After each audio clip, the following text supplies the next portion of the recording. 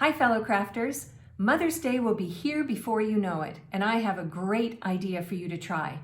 I'm going to show you how to create a beautiful watercolor background for a Mother's Day card.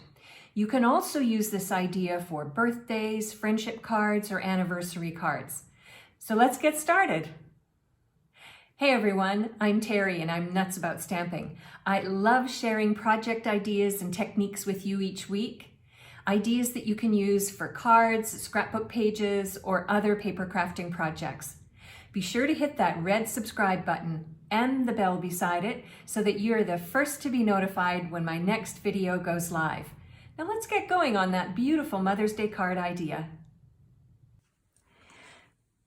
To create a watercolor layer for the front of my card, I'm going to use a piece of the Fluid 100 watercolor paper. This is a really thick paper that's designed especially for watercoloring. It's cold pressed, it's archival, and it's made of cotton. It's a natural white color with a bit of a subtle texture to it. It's a little bit darker than our Whisper White. I prefer to use it on a colored background, but it also works very well on a basic white or Whisper White background as well. I'm going to bring in a piece of scrap grid paper, and I'm going to line up my watercolor paper onto the grid paper using the grid lines because I want where I'm going to be watercoloring to be nice and straight. And then I just have some scrap washi tape that I had from a long time ago, and I'm just going to use some pieces of washi tape to help me hold down the watercolor paper onto the grid paper so it doesn't slip or move when I'm applying my watercolor to it. Now, the next thing I'm going to do is I'm going to take a scrap piece of Very Vanilla, and I am just going to tear down the length of this piece, like so. And then I'm going to take a second piece, and again, I'm going to do the same thing. You can make it fairly straight, or you can make it kind of curvy. I think on this one, I'm going to go for more of the curvy look, like so. And then what I'm going to do is I am going to lay these scrap pieces of Very Vanilla across the top of my watercolor paper, because in essence, I'm going to be creating sort of a mask. To apply my color, I'm going to use a water painter. Now, Stampin' Up! Has come out with a brand new pack of water painters. You get 3 painters in one pack. You get one with a fine tip, one with a medium tip, and then you get one with a large or a flat brush tip.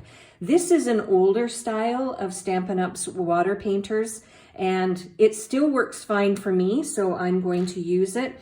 I would say that this one is more of a medium tip. And before the video began, I filled up the barrel with just plain water. And what I want to do is just, and I'm going to bring in a paper towel.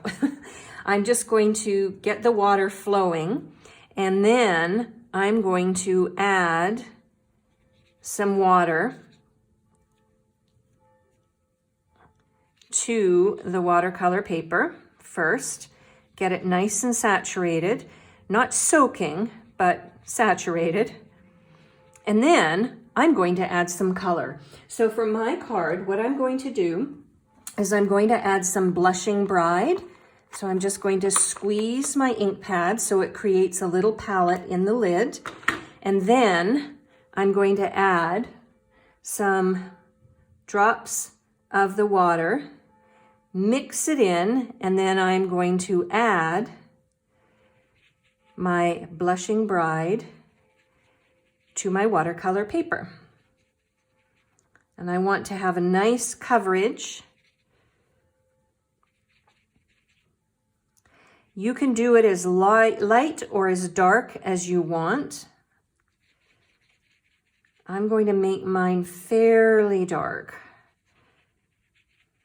Okay, almost done. Then I'm going to add a second color. I'm going to add a coordinating color to it, not a contrasting color, because I want my watercolor wash to be pinks. Because I know where this card is going, and the person that will be receiving it will love to have the pinks on the card. Okay, so I'm just going to clean off my water painter. And then the second color I'm going to use is Rococo Rose. I love this color in combination with Blushing Bride. So again, I'm going to do the same thing. I'm going to add some water from the barrel. I'm going to pick up the Rococo Rose. And then what I'm going to do is I'm just going to add the darker color of the pink, the Rococo Rose, to the edges of my watercolor layer. So I'll just do that, just so that it creates a little bit of a deeper tone of the pink, like that. Okay, now you can add more color, you can make yours lighter, however you want it to be. It's your choice because you are crafting it for your special people in your life. So then what I would do is I would set this aside to dry, but you can see I have this lovely mask across the watercolor paper, and it's ready for the next step in the project. So let's let this dry and we'll move on to the next step.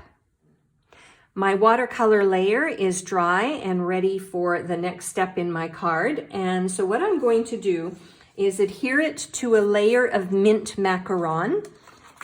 And that will be one of the coordinating colors you'll see in a minute as I continue on with my card idea. Okay, so I'm going to adhere that down like that. Now what I want to do is I want to create a beautiful wreath for the front of this card. And to do that, I am going to use my Forever Flourishing dies, this beautiful dies that has lots of leaves and branches in it. And I'm also going to use my Pierced Blooms dies. So I'm combining die packs in order to create some elements for the front of my card. I'm going to bring in 2 pieces of mint macaron and 2 pieces of Just Jade. And from each one of those, I'm going to die cut this little branch from the Forever Flourishing die pack. I'm also going to bring in a piece of Blushing Bride cardstock, and I'm going to die cut the bow from the Pierced Blooms dies. And then I'm going to bring in a smaller piece of Blushing Bride and then a piece of the Rococo Rose, and I'm going to die cut these tiny flowers. And these will be combined together to create the elements for the front of my card. So let me bring in my Stampin' Cut and Emboss machine. Now I can do some of these at the same time, but some of these I'm going to have to do repeat. For example, I only have one of these branches, so therefore I'll only be able to die cut one at a time. And then what I'll do is bring in the bow and the little flowers.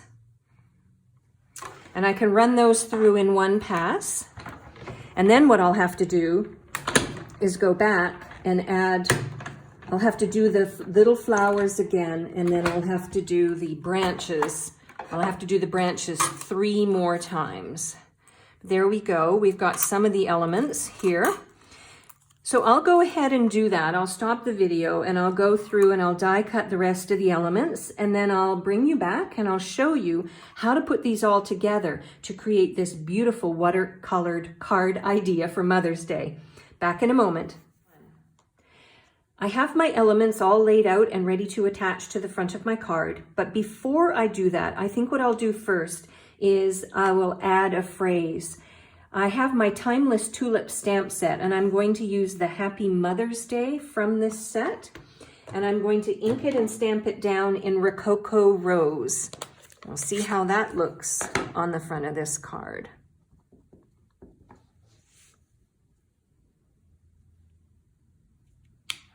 like that. Lovely. All right, so now I'm going to add my elements. And to do that, I'm going to bring in my silicone sheet and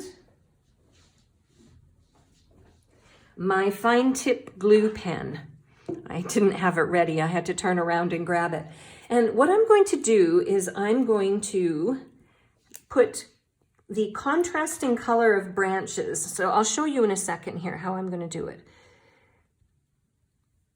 So I'm going to add glue from the fine tip glue pen to some of the leaves, I guess, or sections of the branch. And I'll adhere that down.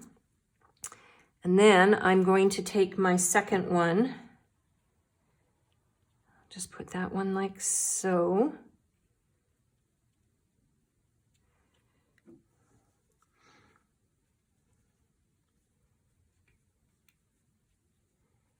Add some glue to my next one, like that. And then I'm going to attach the other two, one like so and one like so. So I'll go ahead and do that, and then when it dries, I'll be back and I'll show you where I'm going to put the flowers and the bow. I'm back, and now what I want to do is add these tiny flowers. So I put them on my silicone sheet. I'm going to add a dot of glue to each one on the back. So I've turned them over. And now what I want to do is pick them up. It helps if you have fingernails, I think. And I'm going to add them to the top part of my wreath. So I'm going to do 2 light and 1 dark, like so. And then on the other side, I'm going to do 2 dark and 1 light, just to be different. And then the last thing I'm going to do for these embellishments is I'm going to turn the bow over and add some glue to that. And then I'll adhere that down like so. Again, it's going to take just a minute to dry. And when it does, I'll come back and we'll finish off the card with a few extra lovely touches. All right, I'm back and I think I am ready for the final touch, which is to add some of my basic pearl jewels. Nothing says Mother's Day to me like beautiful pearls. So I am going to add these as a beautiful touch to my watercolor Mother's Day card. If you want another beautiful Mother's Day card idea, have a look at this video that I created last year. You might love it too. And then I think for the bow, I'm going to add one of the larger ones. And there we go. The card is done and ready to send to somebody special. So I have a question for you. What colors come to your mind when you think about this card layout? Would you use the pinks and the greens, or would you use a different color combination? I would love if you would tell me in the comments underneath this video what color combination you would use. If you would like a complete listing of the supplies that I used and the ordering numbers for these projects, head on over to my blog, www.nutsaboutsstamping.com. And while you're on my blog, I invite you to join my free mailing list to get insider tips and ideas to take your card making to the next level. I'll leave a link in the description box under this video so that you can link over to my blog and subscribe to my free newsletters. I'm Terry. I am nuts about stamping. I hope you'll try this watercolor wash background idea for a beautiful Mother's Day card today too. Bye for now.